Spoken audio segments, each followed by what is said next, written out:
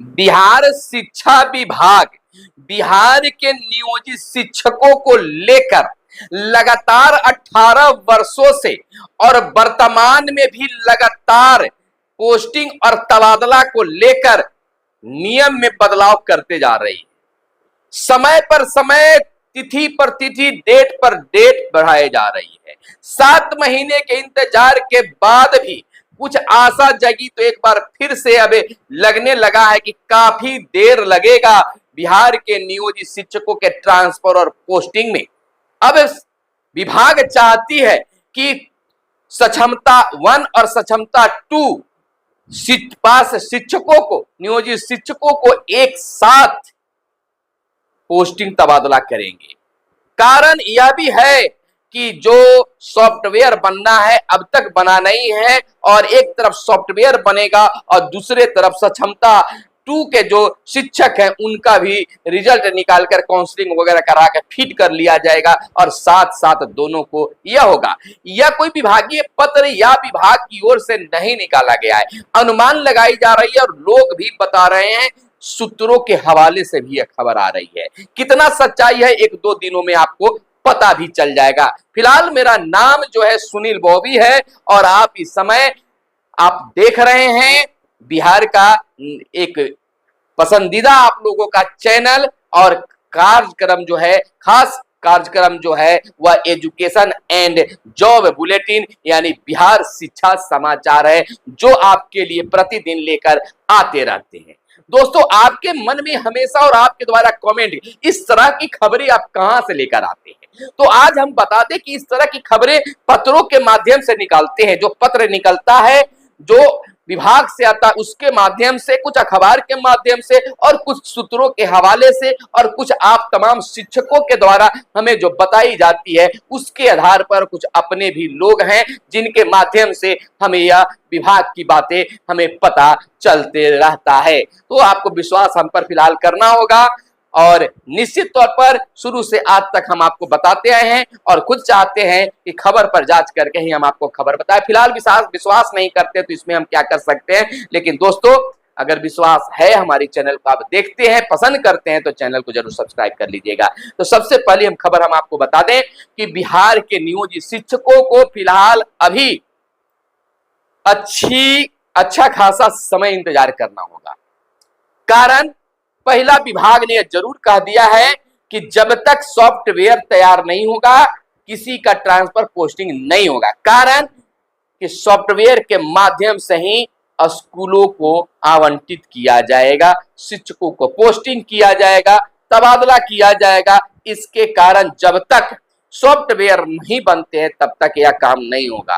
हालांकि सॉफ्टवेयर बनने में ज्यादा समय 1-2 महीना नहीं लग सकता है, बहुत कम समय में भी, लेकिन आप देखे होंगे कि बिहार के अगर नियोजित शिक्षक आप हैं या उनके संबंधित देख रहे हैं तो आप भी समझ रहे होंगे कि 18 वर्षों से विभाग के द्वारा इन तमाम चीजों को लेकर बयानबाजी जारी है। चाहे वो शिक्षा मंत्री रहे हो, कई शिक्षा मंत्रियों को आप लोगों ने देखा है, और उन्होंने यह भी हमेशा सॉफ्टवेयर का बात करते आए हैं, वेब पोर्टल की बात करते हैं, क्या क्या बातें करते कि बन रहा है, अब तक नहीं। लगातार 18 साल के प्रयासों के बाद भी आज तक सॉफ्टवेयर या पोर्टल नहीं बन पाया, जिसके माध्यम से वो तबादला करना चाहते थे, पोस्टिंग वर्तमान में करना चाह रहे हैं। तो अब एक कब होगा यह गर्त में है। तो सॉफ्टवेयर भी एक कारण बन रहा है देर होने में, और यह देरी हो रहा है तो विभाग भी सोच रही है कि सक्षमता 2 वाले भी परीक्षा दे दिए हैं, उनका आंसर की भी जारी कर दिया गया है, लोग मिला भी लिए। तो हमको क्या करना है, केवल रिजल्ट जारी करना है, और रिजल्ट जारी करने के उसको 1-2 दिन के बाद में हम उनका काउंसलिंग करवा लेंगे। संख्या कम है, 85,000 के करीब है, तो उनका काउंसलिंग भी 10 से 15 दिनों में आराम से हो जाएगा। तो दोनों को हम साथ साथ करा लें। पहले तो ऐसा लग रहा था कि सक्षमता 1 का ही होगा, लेकिन अब जो सूत्रों के हवाले से विभाग से हमें पता चल रही है, इसके लिए कोई पत्र जारी नहीं किया गया। भैया मत कहिएगा कि कहां से खोज कर लाते हैं, आपके साथ जानकारी शेयर कर रहे हैं, आपको अच्छा लगता है तो कहिए, और नहीं तो फिर इस तरह की भी खबर हम नहीं बताएंगे। बाद में कहिएगा कि आपको तो बाद में जानकारी होती है, लेकिन यह खबर निकल कर आ रही है जो 1 से 2 दिनों में, इस हफ्ते में आपको पता चल जाएगा कि हम सही बोल रहे हैं या गलत बोल रहे हैं, लेकिन अभी फिलहाल में जो है यही बात आ रही है। जानकार लोग भी इस पर कह रहे हैं कि सॉफ्टवेयर बनाने का एक बहाना भी है और साथ साथ करने का एक फैसला भी हो सकता है विभाग का। इसके लिए कोई विशेष गाइडलाइन नहीं किया गया है। तो फिलहाल 7 महीने के साथ साथ और इंतजार करना पड़ेगा। यानी कि हो सकता है कि दिसंबर महीने में शिक्षा मंत्री ने कहा है कि दिसंबर महीने में पोस्टिंग हो जाएगी। तो दिसंबर महीना लंबा समय है। अगर रिजल्ट नवंबर महीने तक भी अगर निकाल दिया जाता है तो भर नवंबर, पूरे नवंबर में काउंसलिंग खत्म भी हो जाएगी और दिसंबर में आराम से तमाम लोगों को पोस्टिंग कर दिया जाएगा। आवेदन आपसे भले ही पहले ले लिया जाए, नवंबर महीने में उधर उनका काउंसलिंग चलता रहेगा और इधर आपका आवेदन लिया जाएगा और कह दिया जाएगा कि जो जो काउंसलिंग जिनका हो जाएगा वह आवेदन इस पर करें, तो दोनों का साथ साथ हो जाए। या फिर आपका आवेदन लेने के बाद उनका आवेदन का डेट निकाल देंगे और दोनों आवेदन आने के बाद में सॉफ्टवेयर के माध्यम से दिसंबर महीने में पोस्टिंग होगी और नहीं तो नए साल का सौगात आपको विद्यालय का मिलेगा। यानी कि दिसंबर से जनवरी तक अब होने की संभावना जताई जा रही है। इधर काउंसलिंग में अनुपस्थित शिक्षकों को फिर से अवसर। काउंसलिंग में 3,366 अनुपस्थित रहने वाले नियोजित शिक्षकों के लिए विभाग की ओर से फिर से जारी की जाएगी नई तिथि। तो यह बड़ा फैसला भी विभाग की ओर से लाई गई है। इधर 26,000 शिक्षकों को अपना जिला छोड़ना होगा, यह अखबारी खबर है। जबकि ट्रांसफर नीति से अनुमंडल छोड़ने का नियम, वजह अरवल, बांका, जमुई, जहानाबाद, किशनगंज, लखीसराय, शेखपुरा और शिवहर में एक अनुमंडल, एक अनुमंडल है। अरवल में एक अनुमंडल है, बांका में एक अनुमंडल है, जमुई में एक अनुमंडल है, जहाना में एक अनुमंडल है, किशनगंज, लखीसराय, शेखपुरा और शिवहर में एक एक अनुमंडल है। तो जब एक अनुमंडल में है तो कहा गया कि गृह अनुमंडल में, नहीं तो अनुमंडल चेंज होना। लेकिन अब बातें आने लगी है, इसका कोई पत्र हमें कहीं से नहीं मिल पाया कि क्या है। तो आपको बता दें कि 14 जिलों में ट्रांसफर के आसार, 7 में अदली बदली की संभावना है। आपको बता दें शिक्षा विभाग की नई ट्रांसफर नीति की वजह से लगभग 26,000 पुरुष शिक्षकों को अपना जिला छोड़ना पड़ सकता है। उनका ट्रांसफर दूसरे जिला में किया जाएगा, जबकि ट्रांसफर नीति में पुरुष शिक्षकों को केवल अनुमंडल छोड़ने का नियम है। इसकी वजह अरवल, बांका, जमुई, जहानाबाद, किशनगंज, लखीसराय, शेखपुरा और शिवहर में केवल एक ही अनुमंडल का होना है। ऐसे में शिक्षकों की मांग है कि महिला दिव्यांग शिक्षकों की तरह ही उनका ट्रांसफर उनके जिले में ही किया जाए। बिहार राज्य प्राथमिक शिक्षक संघ के जो पदाधिकारी हैं, सचिव हैं, आनंद मिश्रा ने कहा है कि कई जिलों में केवल 2 अनुमंडल हैं, जबकि विकल्प के रूप में 10 अनुमंडल के नाम मांगे गए हैं। ऐसे में 50,000 से अधिक शिक्षकों का दूसरे जिलों में ट्रांसफर होगा। एक अनुमंडल वाले जिलों में 25 से 30,000 शिक्षक प्रभावित होंगे। वहीं एक अनुमंडल वाले 8 जिलों में कार्यरत शिक्षकों का ट्रांसफर नजदीक के जिले में होगा। अधिकारियों का कहना है कि कई शिक्षकों को इससे फायदा भी होगा।